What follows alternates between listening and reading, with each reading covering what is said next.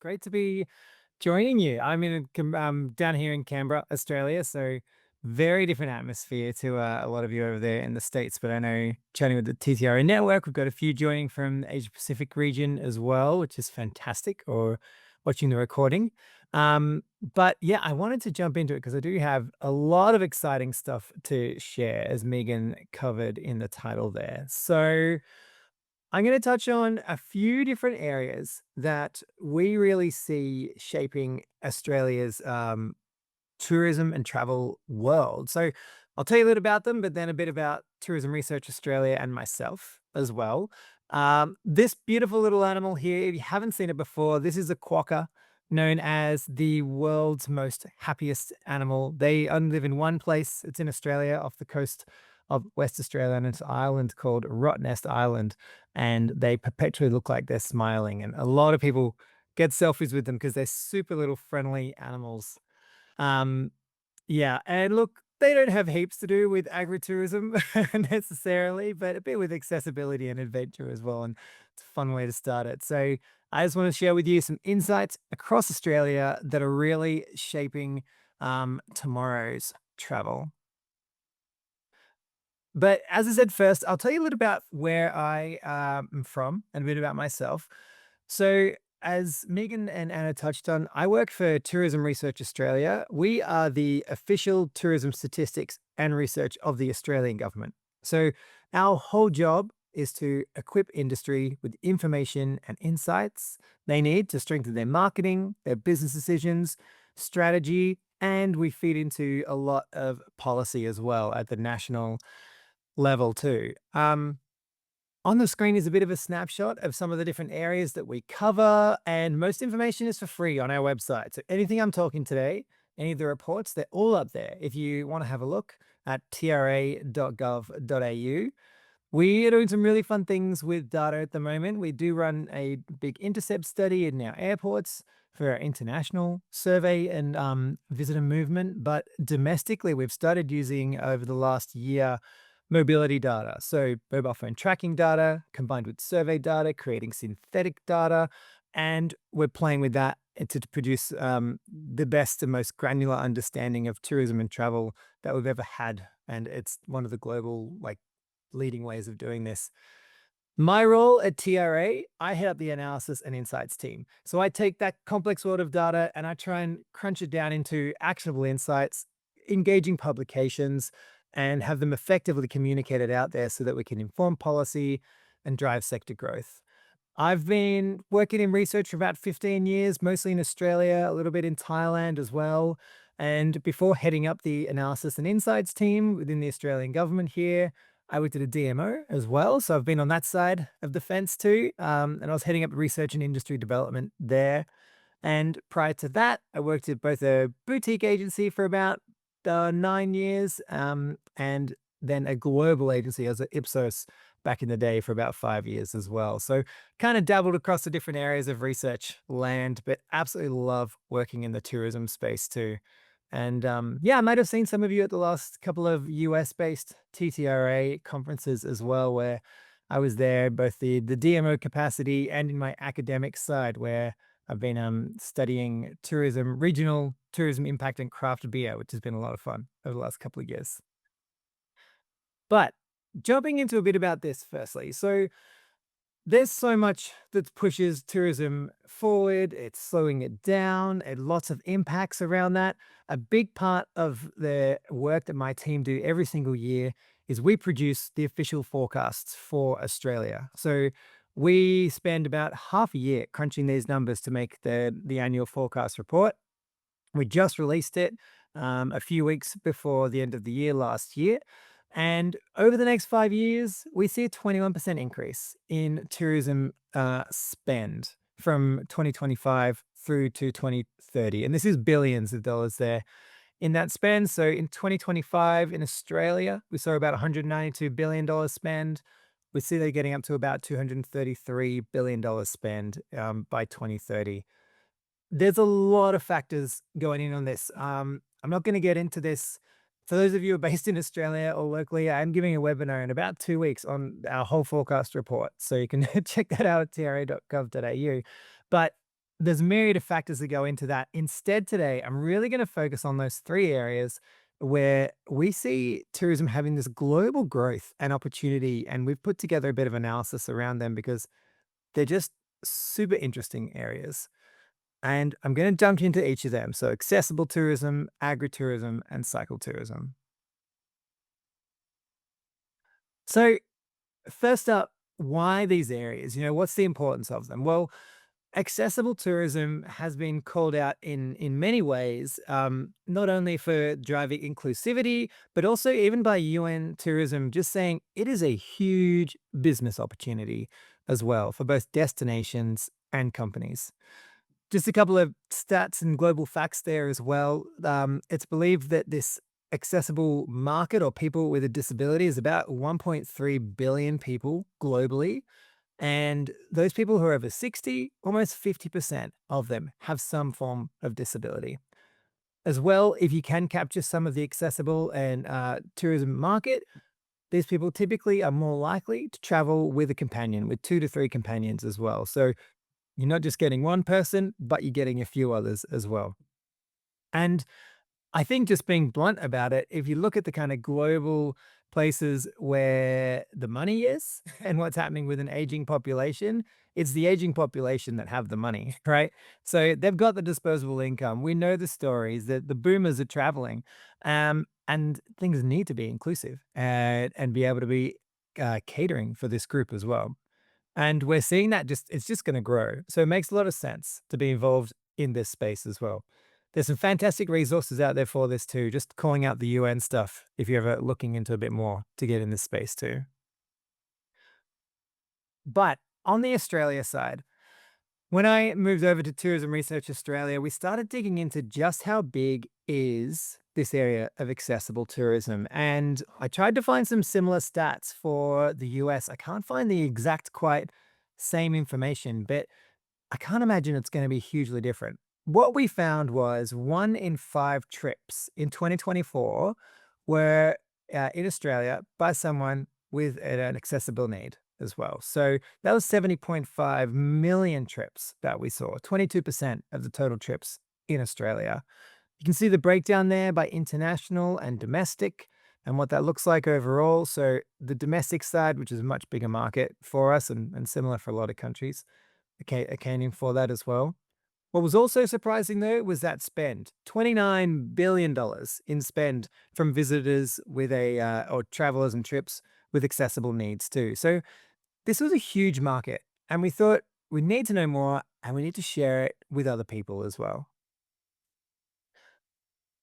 Before getting into that too much though, I do want to touch on like, so what do we count as a traveler with accessible needs? Because there's so many different ways of measuring this, defining it as well. So we had quite a broad list. We asked, is across a survey based, and we asked, do you have an accessible need or a disability of people who are traveling? Yes. And if they said yes, then we asked what, and it was a multi-select.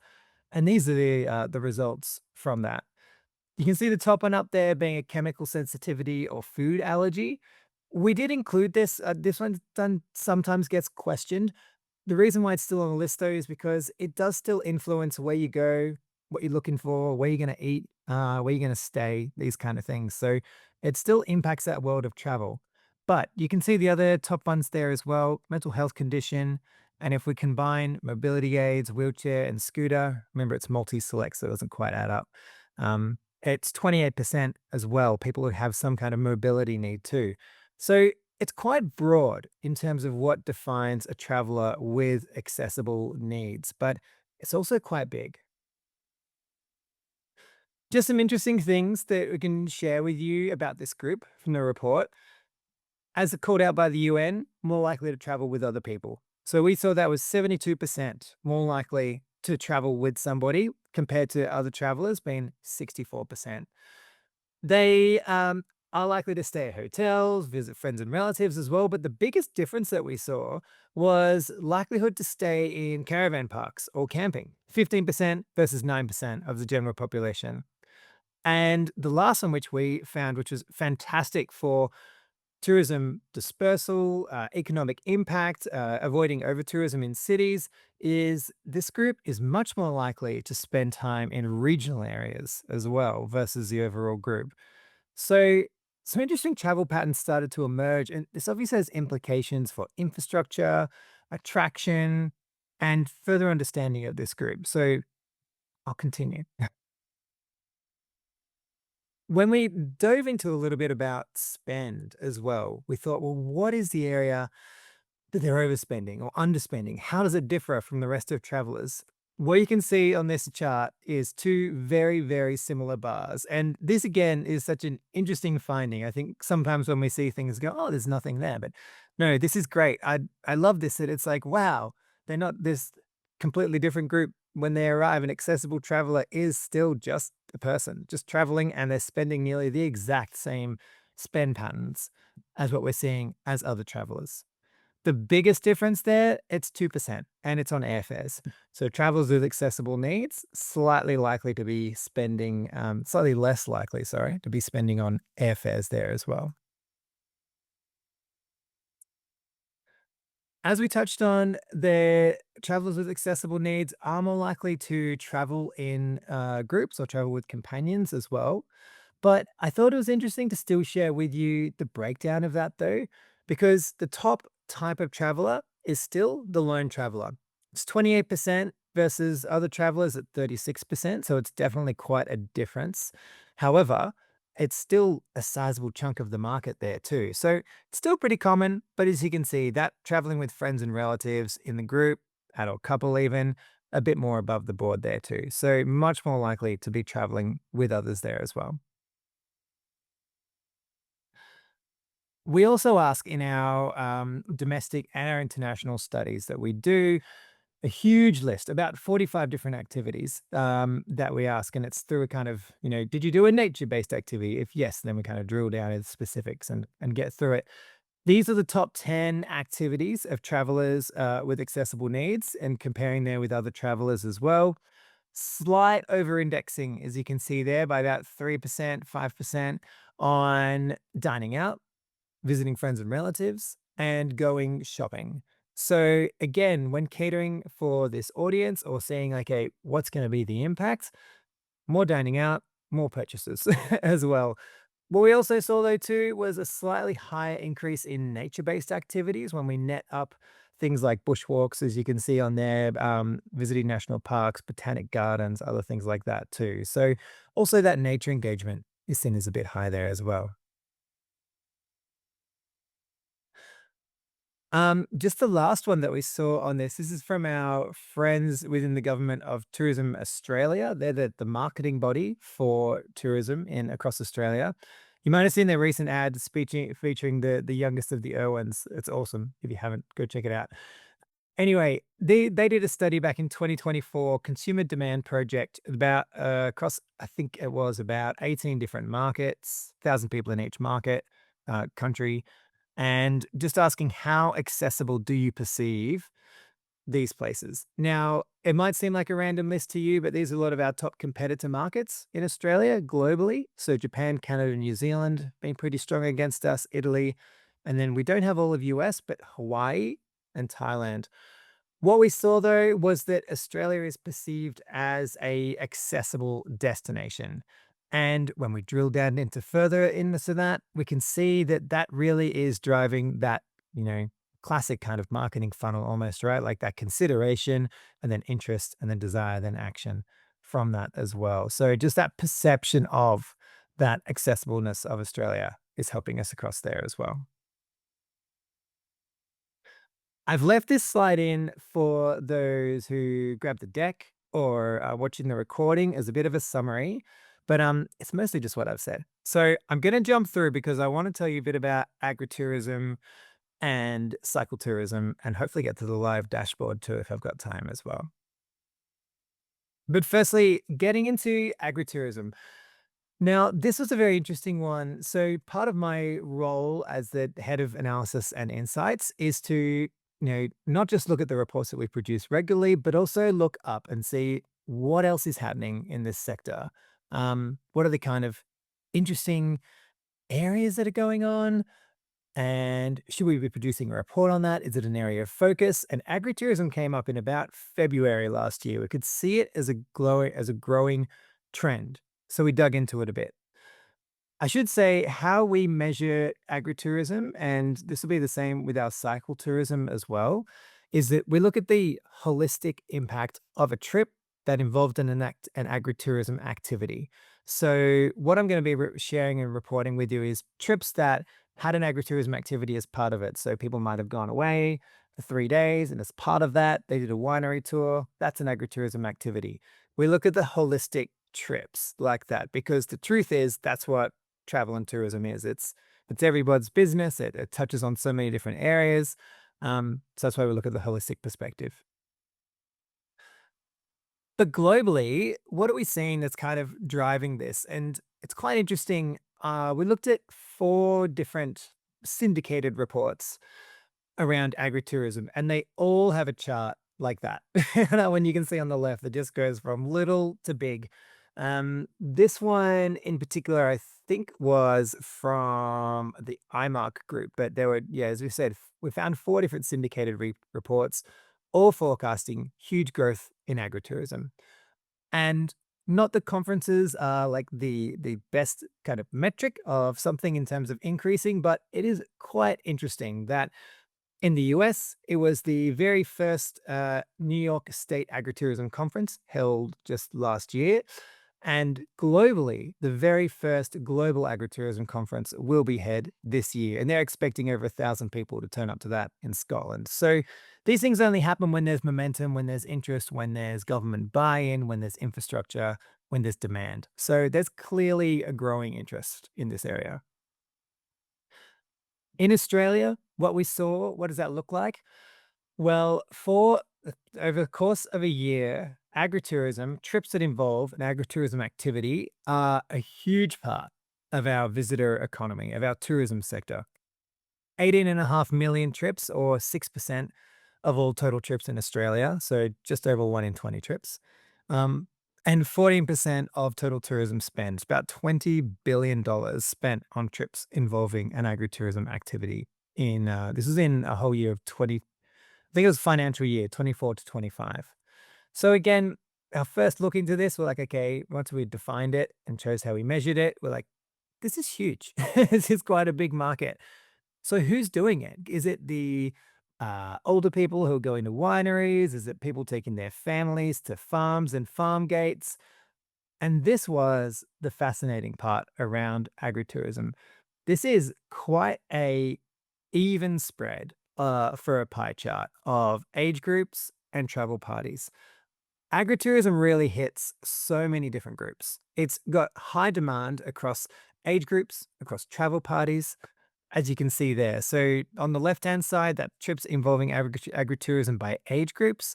The 15 to 24-year-olds or 15 to 34-year-olds account for about a third, 35 to 54 about another third, and 55 plus about a third of the pie chart there too. And you can see the breakdown by travel party as well. You pretty much get to tick every single box that you're looking for if you're going for for an agritourism offering in your region. And a really interesting point on that, just on the in your region, there are several agritourism offerings that are in city areas. I know that sounds counterintuitive, but these are places where they've kind of brought the agritourism idea to the people. So it might be particular like animal engagement things or farm gate activities, even farmers markets sometimes. So these kind of areas can also count as well.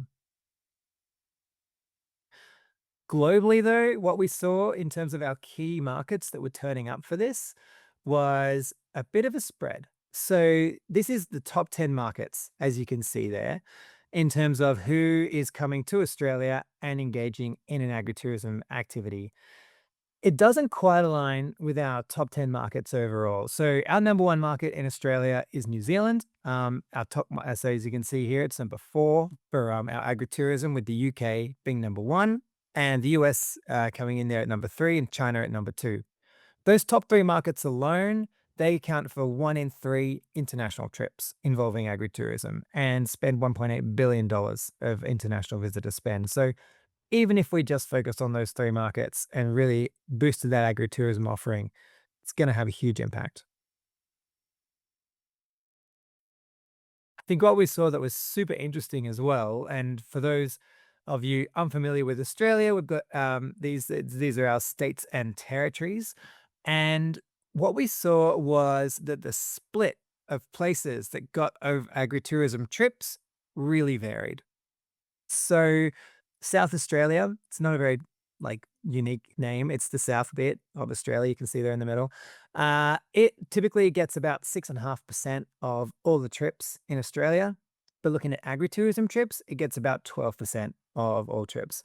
For those of you from here or who have visited here or traveled around there, if you know one thing about South Australia, it is that it has fantastic wineries. And if you're getting to South Australia, you're going out and you go into these wineries and you're doing other things out there in the country as well. So it really dominates for them too. WA is pretty similar. They also have some really good, strong winery options, but they also have huge farms as well and very interesting agricultural offerings too. They're the other area that over-indexed. And I think this just goes to show that the agritourism play can really help dial up a market that may not be as strong as it could be in other areas. But probably the crown of this was engagement with other activities that we saw. So, those people who had a trip that involved an agritourism activity, we asked them, what else did you do? What other activities did you get up to? Um, and you can see that it's over indexing for a lot of these activities. They essentially engage in a higher number of trip activities than the average traveler. That means that those who are going out and doing agritourism are engaging with more businesses, likely spending more money, likely staying for a little bit longer, hitting more things, seeing more sites, and then that also boosts their likelihood of advocacy as well. So it really comes just full circle and is a pretty strong area.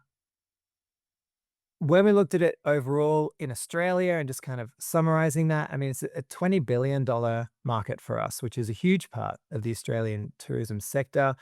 Year on year, when we looked at growth, we're seeing like growth, not to the stage of that huge graph going upwards like that, but there is growth year on year in there that we're seeing in it. And what we really liked as well from the national perspective of Australia is that we're seeing it growing out in regional areas, not just hitting that city tourism, but going wider as well. And yes, as I already called out as well, just that going out with other activities, engaging with multiple operators as well, which is fantastic. That's what we want to see. Before we leave agritourism, Garrett, can you, Yeah. just, Chris Claudia, on the call asked, could you just remind us, what were this other than, like, visiting a winery, what were other agritourism kind of, activities that you put in here? Yeah, good point. Sorry. So agritourism was, we had about 8 different areas that we could capture in our activities that we grouped together as agritourism. So it was visiting a farm gate, visiting wineries, having a First Nations food experience, having an other type of food experience, and we also included visiting a, um, I think we had farmers markets in there for as well. So sorry, about half a dozen That's things there. There perfect. was a couple of them, I remember. Thank you so much for that clarification, I appreciate it. Keep on going. Cheers. So the other area I wanted to touch on is cycle tourism.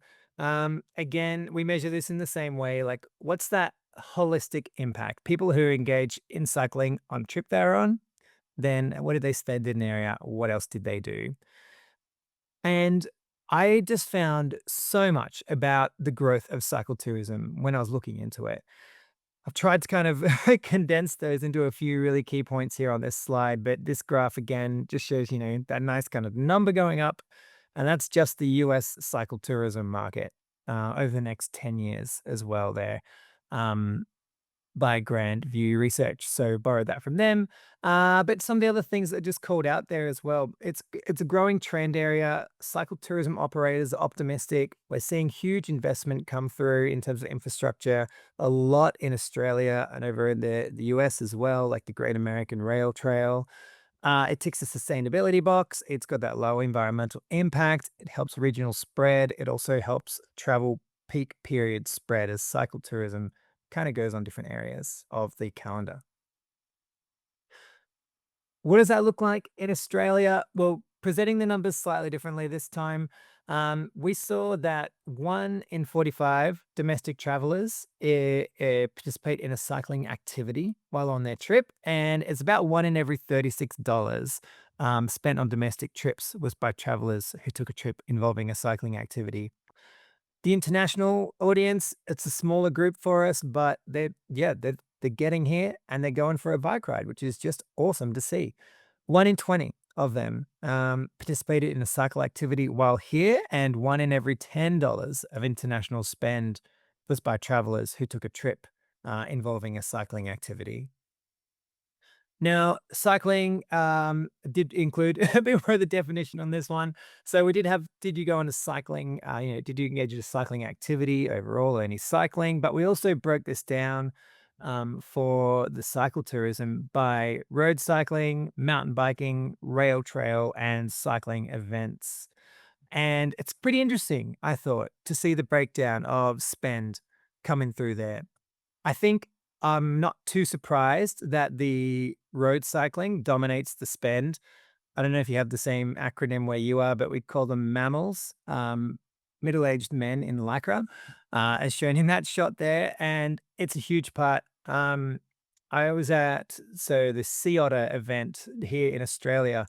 For those of you over on the West Coast, probably familiar with this, a huge mountain biking event in America. It just launched the Australian version of Sea Otter, and I presented it at that late last year and really focused on mountain biking. But, they were unsurprised as well to see that road cycling was so dominant when it comes to spend, and just happy to see that cycling was becoming such a big part of tourism as well. What's really cool about cycle tourism in Australia is we're seeing different kind of ebbs and flows of when it peaks. So this is across 2 years of tracking cycle subgroups. So the purple lines there being road cycling, and looking at which quarters people are saying that they're doing this. So for us in Australia, we're seeing road cycling peaks in that March quarter and the December quarter. Mountain biking peaks in the June quarter, and then engagement with rail trails is nearly a constant throughout the year. So it really can help kind of support an area, I suppose, outside of peak visitation times, outside of peak events, or building events around cycle tourism as well can work really well too. And similar to agritourism, what we saw was there was a huge amount of engagement with other areas. What was interesting though, there's one area, if you quickly scan down that chart there, one activity that cycle travelers do not do more than other travelers, and it's visit their friends and relatives. So I thought that was kind of interesting because they over-index for so many other things, particularly nature-based activities, visiting national parks, going to the beach, bushwalking. But yeah, not visiting the fam. They're not doing that when they're out, including their cycle trip as well. But again, it just shows that benefit of, okay, if you can have that cycle tourism offering, what else that can add to a region, really, in terms of that overall engagement with businesses, that spend, and the overall impact of tourism and on the economy as well.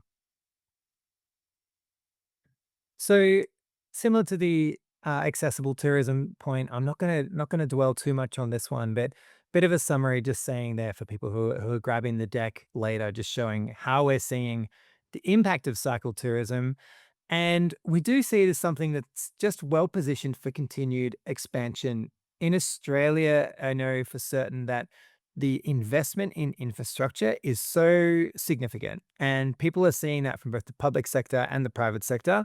And that's only happening because the demand is showing that it's going to be worthwhile. So there's a huge amount of stuff coming in this space, and I anticipate it will keep growing. Those are the three key areas I really wanted to run you through. As it started off with we have our forecasts, and this, as I said, so many other bigger macro factors go into that. This is a kind of a deep dive into some of these three areas that we see that are super interesting. One other thing that we mentioned in the webinar blurb was that I'll touch on was this thing that we've developed, which is called the longitudinal indicators for the visitor economy. And in Australia, we call tourism our tourism body the visitor economy. And this was a really interesting thing. And I think it's good to kind of to bookend onto this because so many of the metrics that we naturally look at and gravitate to in tourism are economically focused, and it doesn't provide that holistic perspective. And I'm guilty of this too. Here at Tourism Research Australia, our key things that we look at are trips, night spend, and then we really get into spend and break that down as well. But also, job data as well. A lot of economic focused areas that doesn't give that broader sense of what's going on. We did a study back in 2019. It was before I was at TRA, and it just noted that across the board, everything's primarily economic. But that's not how people think. That's not how they act. And it's certainly changed a lot during the pandemic, particularly as you all would be familiar with increased spike in wellness, greater awareness of mental health, all these different areas like that. So we realized we needed a wider focus with wider collaboration to ensure success of the tourism sector. How do we look at everything else? Classically, this has been done for years now. This one on the screen, People, Planet, Profit, Triple Bottom Line. It's been around for at least 20 years. Books like Raj Patel's The Value of Nothing. If you haven't read it, it's like 15 years old now, but just exploring how, like, challenging how we measure value. These kind of things, it's not new, but it is kind of only really sort of coming through globally across tourism. And it's kind of new for us in Australia at the federal government level to roll it out and not just have that economic focus, but also get buy in on the fact that we can't just focus on the economy side. So to build the live framework, we took the triple bottom line approach. We added another tier to that called institutional or governance. And we thought of every possible indicator. We had a group of academics, industry, governments, lobbyists, everything. We got every single possible indicator we could think of. We stress tested them, landed with about 70, which we eventually cut down to 21 indicators across these four areas. And again, you can jump on the TRA website and check this out. Some of them are just quite fun. So I wanted to share with you just a couple of them. This is one that we're using mobility data for. So I think most of you would probably be familiar with mobility data these days, but if you're not, it's mobile phone. Being able to track where people are, what's going on. We're able to get this at a monthly level and report the visitor to locals density of a region. So this is for Byron Bay, a very popular area in Australia to come and visit, and shows a monthly breakdown in terms of number of visitors versus number of locals. You can see a consistent spike. That's January, which is the peak of our summer every year. It gets up to about 4 visitors per one local. And that's a pretty good sign that that area started to hit a significant amount of over tourism. It's a super useful indicator to understand what's going on in a region, when the peaks are, when the troughs are. Can really be used to inform that community engagement side a little bit more. We've also been looking at some of the global indicators out there. So this is the International Environmental Sustainability Ranking, and like a whole bunch of stuff goes into that. And with that, it's not just a set and forget, like that was our score, but okay, how do we influence this in Australia? What can we do to change this?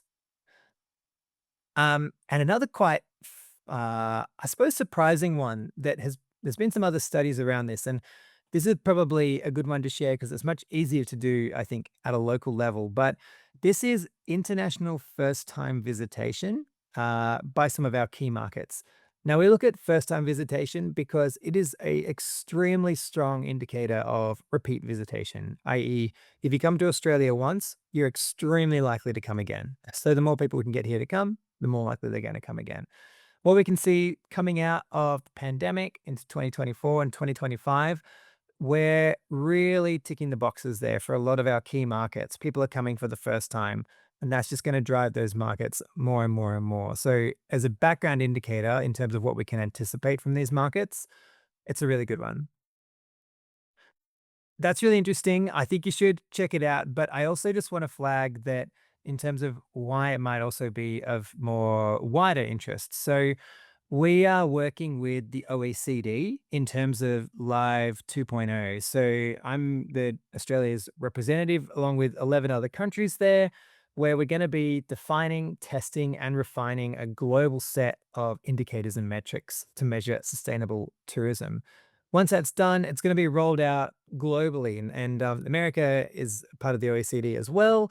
And the hope will be that this will become the global standard. So if you kind of want to get a bit of a heads up on what that's like, Live is being used as the framework to really start a lot of these metrics and what that could look like. And it's going to be, yeah, hopefully really impactful in terms of how we get different insights around what tourism looks like globally as well.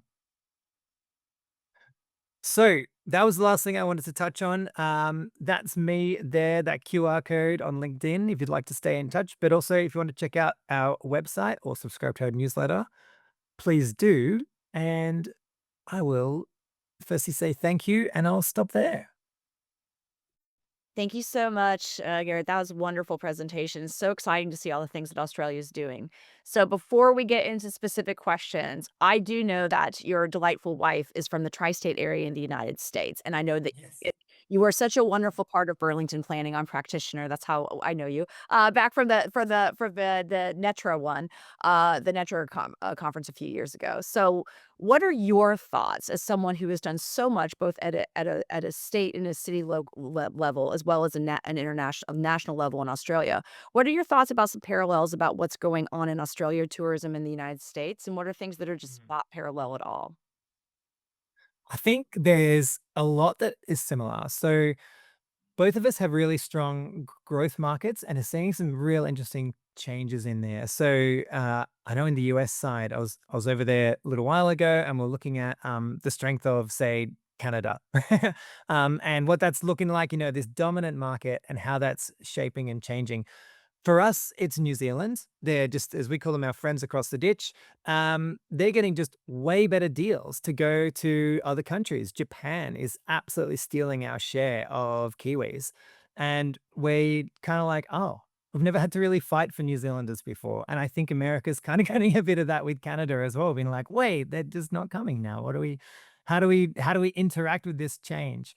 And that's been a super interesting similarity in that space too. I think That's as well once fascinating. That's yeah, it's that's fascinating. Yeah. For different reasons, um, but still it's there.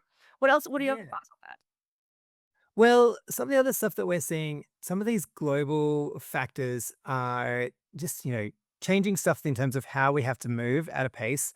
We had this fantastic report done by our friends at Tourism Australia about the disruption of the decision making process. And I mean, this is a global thing. I know Skift have touched on this a bit as well, but that sense that, how you used to look at things and then make a decision and then go at it, it's just moving at such a pace. And I think America is probably experiencing that faster than we are as well, with that change of just going, okay, could I book a holiday here, or do I just go somewhere else completely, or do I can the thing based on economic conditions? Yeah, so there's a lot in that space too. Oh, for sure. We do have a lot of questions specifically about your wonderful presentation. Again, the first one is for me because I'm going to try to do these chronologically throughout the whole thing. Um, for the accessibility part of the presentation, when you're talking about a 4 point difference with people with accessibility issues, that caravan and camping. That I believe that stat was like, what is it, 13 or 15% of those who are staying, and there's Yeah. actually 15% versus 9, I think it that's a was. Yeah. 6 point difference, right? So, what are your what is going on there? What do you think is an expert in this data? What's behind that? It's a really interesting one. Initially, when I was pulling that together, I just grabbed the top stat, which is Yeah. they are people with accessible needs. The most common place they're staying is with friends and family, but it was pretty much on par with the group. Whereas the biggest difference was that caravan one. I think what we're seeing there is the accessible and inclusivity of caravan parks in Australia is significant. I know that that might seem kind of strange because people who haven't been done much caravan, staying in caravan parks. But a lot of these cabins that are being built over the last 10 years are designed inclusive first. And because they're low cost to be able to be structured and built, it's the ramp instead of the stairs. It's the wider bathroom. It's the space to be able to get a wheelchair in and out. And I think once you've stayed in one or two, this is what we saw from some of the wider research we did with like accessible tourism, I suppose advocacy groups in Australia, is that if it's a known thing within that market, it'll just get spread everywhere by word of mouth. And that's what's happened in Australia. The caravan park industry, just like if you want to travel as an accessible person, we got you covered. Park right out the front, wheel yourself right in, quiet hour, whatever it is, we've got it all. That's perfect, and it actually lines up to, one of our first audience questions here, and that is gonna be something that I think is tied to knowledge as well. Australia has quite high marks for being extremely accessible per slide 2, so people from Australia judging Australia as being highly accessible. Are there government or DMO initiative that is focused on this recently? If so, what are they? There have been, yeah. So the wider part that I'm in, of Austrade, we released just early last year, or maybe it was 2 years ago now, because we're in 2026. The welcome framework, which is all about how to kind of guide your way through getting to a more accessible and inclusive offerings. And I suppose, in my head, it was a bit of a pivot in terms of how this was approached. And I think for those people who work in this space, it's not like they're used to this story. But for me, it was something really interesting that it's not about trying to bulldoze your steps and turn it into a ramp or put in a quiet hour and turn others away. The start where you are approach is what changed the game in terms of accessible tourism. So instead of going, what do we need to change massively? Let's firstly look at what you're doing right and what can be those small little tick ups that'll make it just that little bit better. So we found there were stacks of hotels that may have accessible, inclusive offerings, but they hadn't put anything on their website. So it was as simple as that. Just pop it up there. Um, I don't know, Anna, do you know about the Hidden Sunflower Initiative, like sunflower lanyards, and it's like What for hidden disabilities? It's this great thing. It started, I think, from Glasgow Airport, and it's for people who have like anxiety or just struggle dealing with crowds and that kind of thing. Staff members who were sort of trained in how to work with people or just realized they needed a bit more time, just have a sunflower lanyard on or a sunflower badge. And it's become like a global thing. I think I saw it recently at a conference even.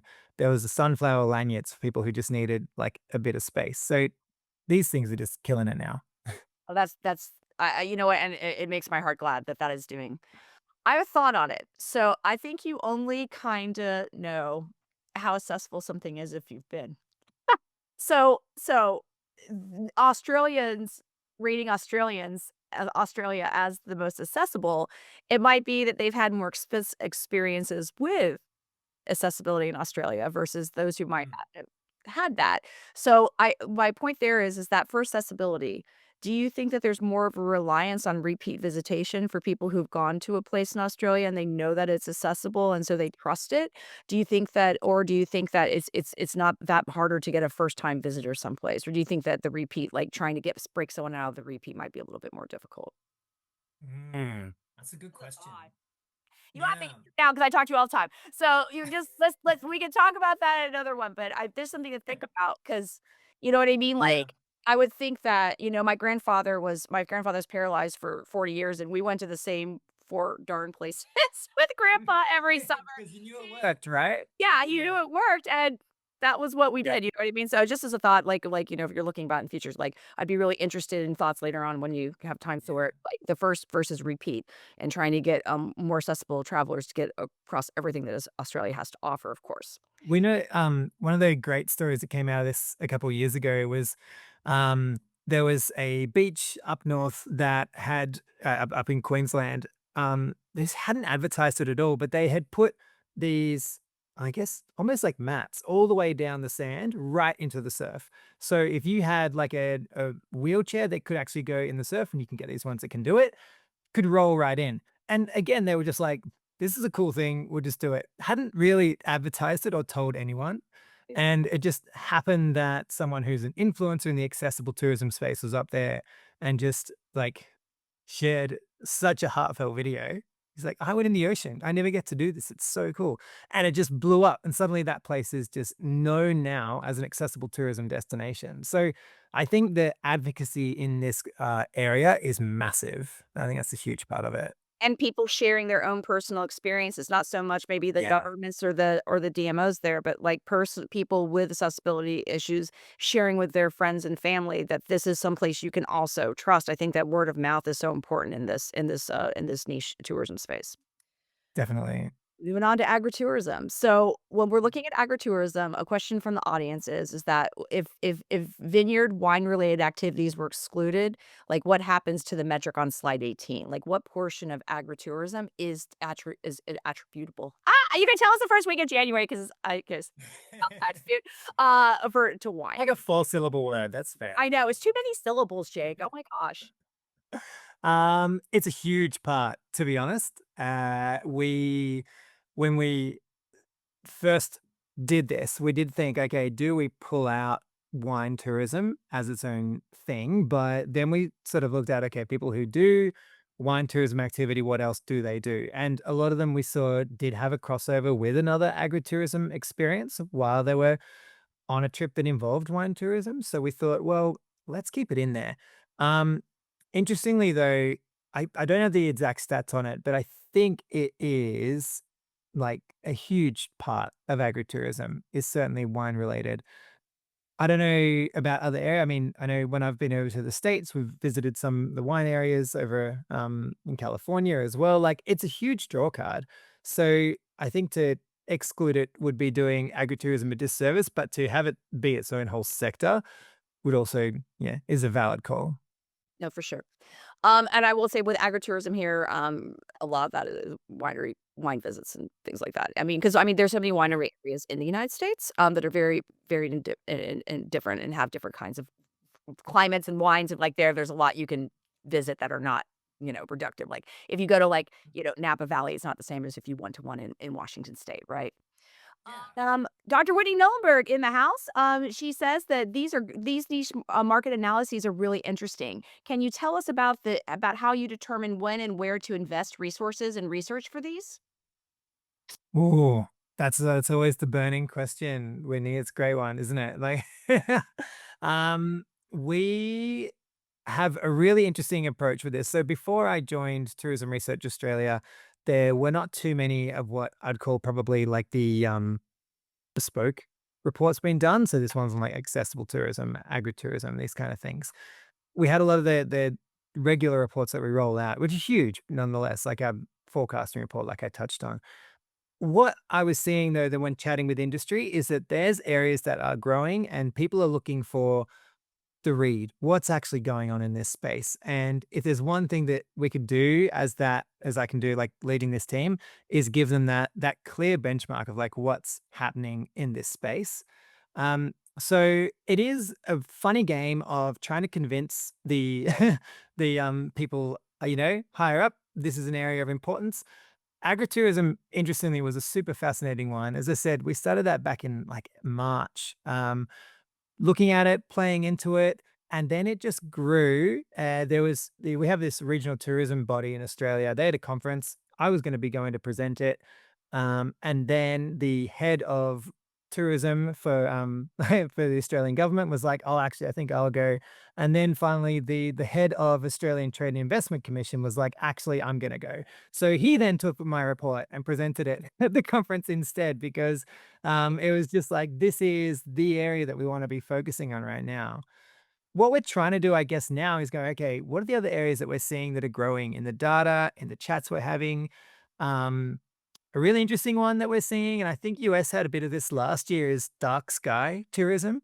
Yes. So yeah, it's like the eclipse chasers and The astronomers. eclipse was Yeah. So that's just like growing globally. Really interesting one. And an area that we keep getting quizzed into and asked about is aviation as well. So it's sort of looking at how we can break that down, looking at some other data. And again, I was looking at some US stuff around this, like pre-pandemic, I feel like there were more low budget airlines. It was a bit more of a cost fight. So, like, what's that ratio of them? Like, how full are planes? People getting bumped off flights more often, all these kind of things, and how that impacts the whole travel experience too. So, aviation and dark sky tourism are probably two of the next ones that we're looking to play with. That's awesome. Alison Clark just mentioned the Global Agritourism Network. They have a conference coming up this year. Now it's 26. Oh my gosh, it's this year, guys. I can't get my head around the 25, 26 quite yet. They're having a wonderful conference in Scotland. We are sharing that through the TTRA on LinkedIn, so people are aware of that conference. And thank you so much for sharing so much about Allison. We super appreciate it. The last question we have for you for the call is a little bit more technical, and is one I can probably help with too. Do you have issues with visitors from certain countries not showing up in mobility data? Yes. Yes.